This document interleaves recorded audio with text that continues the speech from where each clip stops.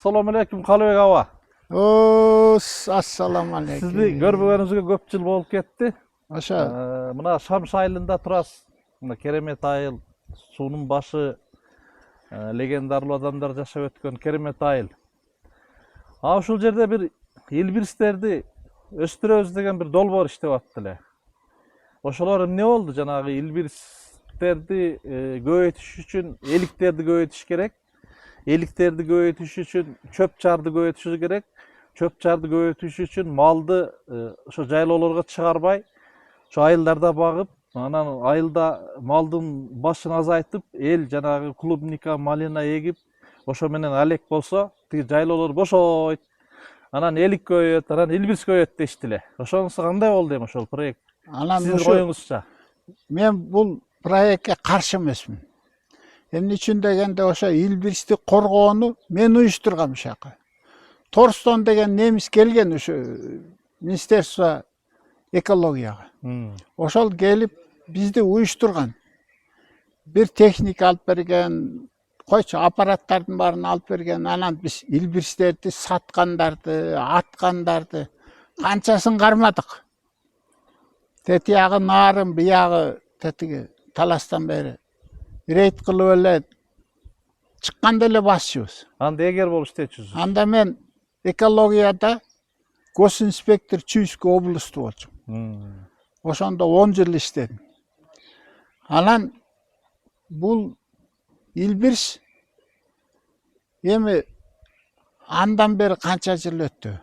Булар аябай күчөттү. Илбирсти корукту. Көбөйттү. Корукту күчөтсө, ал көбөйөт. 3 жыл жакшы кайтарып койсо эле, элиң да көбөйөт, кыроолуң да көбөйөт экен. Только жанакы жырткычтарды жок кылыш керек. Илбирске жырткычтын кереги жок. Өзү эле ал жетет, коркот андан.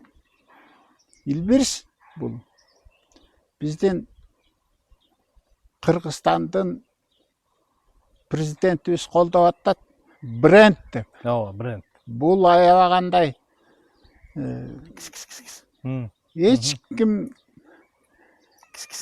ким мындай эч жерде биздей тоолуу жерлерде коргогон эч ким жок. Мен ошо балдар менен иштеп жүрдүм 9 жыл. Бул илбирсти коргош үчүн булар мына азыр күчөдү. Ар бир кокту колотко илбирске тамак керек да. Ооба. Видео наблюдение коюп койду. Бизде кыйратам дегендердин баары колго түшүп атат барып.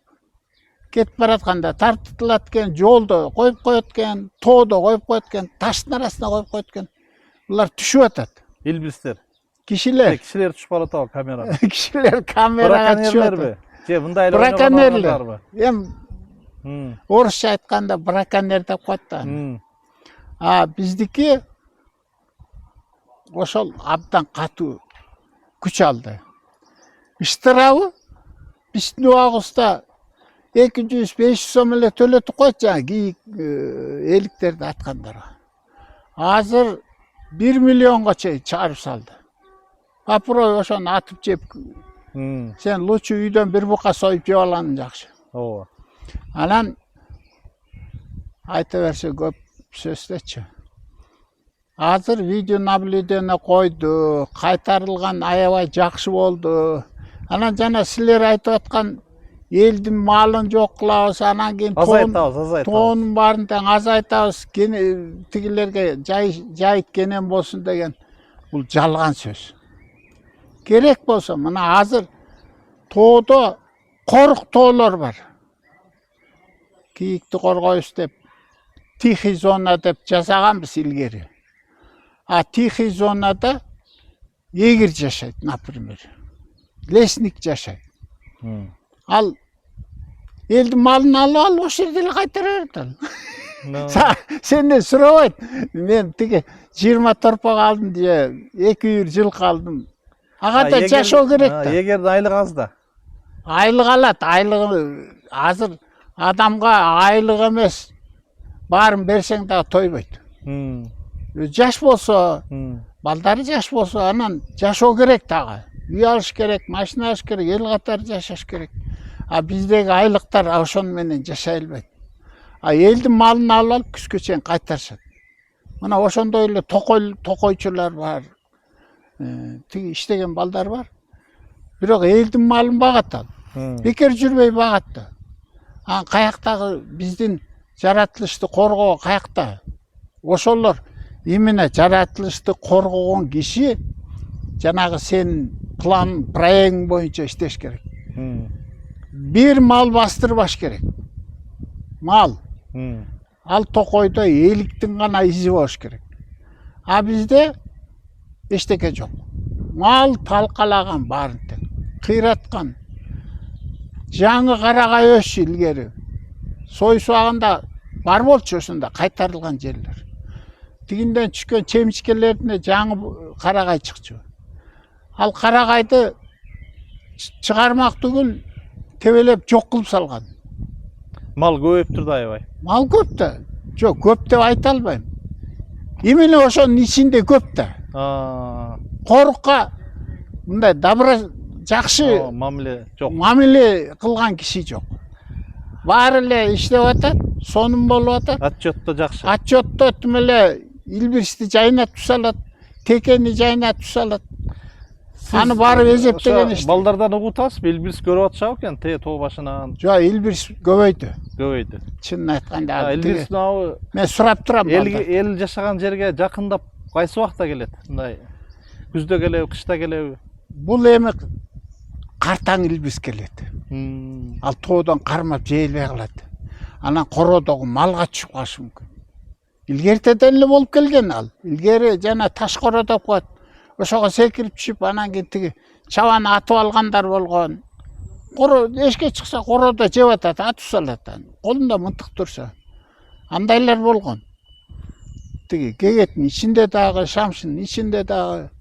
Эми бул жаратылыш деп коет. А жаратылышты өз мыйзамдары бар да. Мыйзамды туура жасаш керек.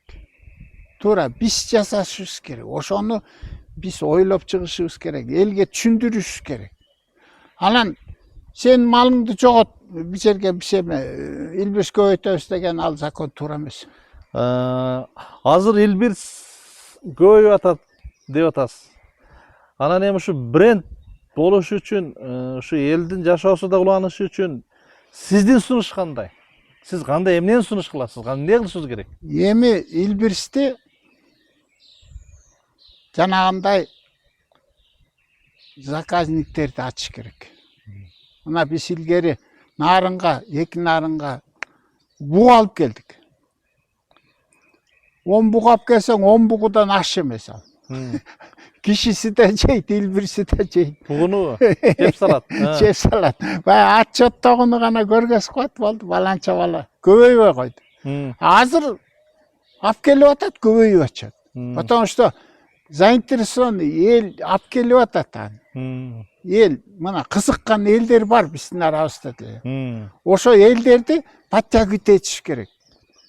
Чем бореки жок закондорду чыгарып алып эле жата бербейчи. Эл бар, элди кызыккан элдерди алып келиш керек. Сүйүүчү, ушул бугуну жаратылышты ошого кайсы бир жаныбарды сүйүп, ошого акча салып, ошо менен жашаган адамдарга колдоо көрсөтүш керек экен да. Колдоо көргөзүш керек. Мына Мисалы сиз кара куйрукту алып келбеди көлгө. Илгери кара куйрук менен ачарчылыктан сакталып калган ушулар. Тайгандар тиштеп берип. Кара куйрук илгери көп болгонбу? Илгери көлдө көп болгон. Ушуну жанагы куакы деп атпайбы? Ооба. Куакы тайганын аты. Куакы деген. Көк мойнок. Көк мойнок деген тайган болгон билгери. Тайган да. Ал кимдин тайганы болгон? Кайсы байдын тайганы болгон? Жок, бай сай деп мен калп айта албайм. Ооба. Бирок ошолордун аты аталып калган. Ошол жерде аркар кулжа болгон, жана кара куйрук болгон. Көлдө ал убакта мына башак терип чүйдө бутай арпанын башын бышырып жеп, эптеп жан калчы тиги таладан. Ооба. Көлдө андай поле жок. Бардыбы тайган, кармадыбы? Бүт элге бөлүп беришти. Айылга бөлүп, биздин Коктуда Koktu. Siz ошондой мергенчилер көрүп калдыңыз. Айылды баккан мергенчилер көрүп калыпсыз да кожо жаштарды. Gördüm. Чекесин. Kazanга su kaynata ver dep koyçu. Çoğun kazanda. Anan ayıl menен boz үйдө turuşat da. Tigi bastırıp ketet. Кетет, тоого кетет. Mıntık Уга кетет да, уга. Şaymandарын alat, tayganын eşitet. Uga ketet. Al wagtynda жолдун жээгинде эле эскилер жүрчү. Alыс бар, ора болбойсуң, at менен бар, тайганды кой бердиңби, ал алып келип камайт. Тайган эмнесин камайт? Жана баса албаганын камайт. Алсыздарын. Теке артында жүрөт, андан камайт. Жарадар, барадар болсо аларды камайт. Ал убакта эч ким аткан эмес, үркүткөн эмес. Жолдун боюнда эле жайылчу. 20-дан 30-дан эле жүрчү ошол жерде. Анан баарын кырып салбайт да ал. Ооба. Мына азыр карабинди берип койду. Калбай калганча атат да. Жүгүрүп Азыр эми илгери муктаждык болгон да. Илгери Муктаждык болгон. Азыр эртеңкини ойлогон. Кумар. Азыр оюн болуп атпайбы, көңүл ачуу болуп атат. Туура? Көңүл ачуу да. Көңүл ачуу. Бул карабинди элге эмнеге сатты? Элди коргосун саткан жок. Ооба. Ошо жаратылышты талкаласын деп сатты. Баары мергенчи болду. Мына мен кармачымын баарын. Баарын тустачымын. Сиз эми азыр депутаттарга Мени эч ким жакшы көрчү эмес. Президентке бир кайрылбайсызбы, ушу карабинди сатпа деген бир закон кабыл алса болбойбу экен? Сатпай эле чогултуп алса болот да. Чогултуп алып анан саттырбай коюш керек. Саттырбай коюш керек. Магазиндер бар. Ар бир районда. Охотничий магазиндер. Мына сезон бүттүбү? Ошо магазинге өткөрүш керек. Хранилище жасаш керек. Качан охотко барарда лицензия алып туруп, мынтыгын алып, барып ата бериш. Жоонда деле кырып салат да. Жок. Анда эгер контроль жасайт, эми баягыдай болбойт да. Карышкылга да уруксат алып алышат азыркылар. Күн түнү менен көз жылтыраган баарын кырат. Кумар алардыкы. Көңүл ачуу, развлечение. Машина менен жүрүшөт. Карышкылдын көзү башка, түлкүнүн көзү башка экен. Көз жылтыраса эле согот алар. Баарын кырат. Баарын талкалайт. Эми жамандагандай болбой. Кашаба кандай кашаба акыбал? Карышкырдын тукуму азайды. Азайды кашаба. Жана мергенчилер бар, эгирлер бар, аларда карабин бар. Азыр сотка деген бар. Тиги кошун айылдын кырын көздөй качты да сай менен чыгып кетти. Карышкыр качты. Тиге чалат. Баланча карышкыр кирди. Давай тоскула дейт. Алар эмне карабин үйдө отуруп колунда турат. Ат менен сабаган бойдон барып кырды тосот. Анан тиги дүрү менен карайт дагы мага келди ат деп. Тим эле сотка менен эми болуп сүйлөшүшөт да алар. Үйдөгүдөй эле. Ооба. Болду атып алышат. Бул айылга быйыл кышында бир карышкыр атылган жок. Точно кирген жок. Жок. Болбосо бул айылдын баарын тең 4-төн 5-тен атчу балдар. Молодец ошо аткандар. Канча ушерп жасайт. Эл байкуш темселеп жылкысын багат. Аны талаага чыкса эле тигин тайып жеп кетти, мунун торпогун жеп кетти деп эле жатышат. Эми тайгандар боюнча кандай болуп атат? Тайгандар боюнча акыбал азыр тайган сиз өзү кармап атасызбы? Кармайсызбы? Тайган бар. Сиз Тайган ийдептир. Тайганчылардын Мен тайган группасындамын да. Кыргыздар эмне дечил илгери? Жети областын. Бул тайган илгертен барбы нерсеби? Тайган же кийин кошулдубу? Илгеритен барбы? Мисалы кечеги Бугу Сарыбаш согушунда убагында ошондо тайгандар болгонбу же анда кыргыздын өзүнүн дөбөттөрү болгонбу? Ийдептир. Алда таалам Кыргызга тайганды берген. Дөбөттү берген. Коросун кайтарсын деп. А тайган тамакта эт атып жесин деп берген. Алда таалам. Тайган бар илгертен, илгертеден кыргыз болуп жаралганы. Манас атамдын тайганы болгон.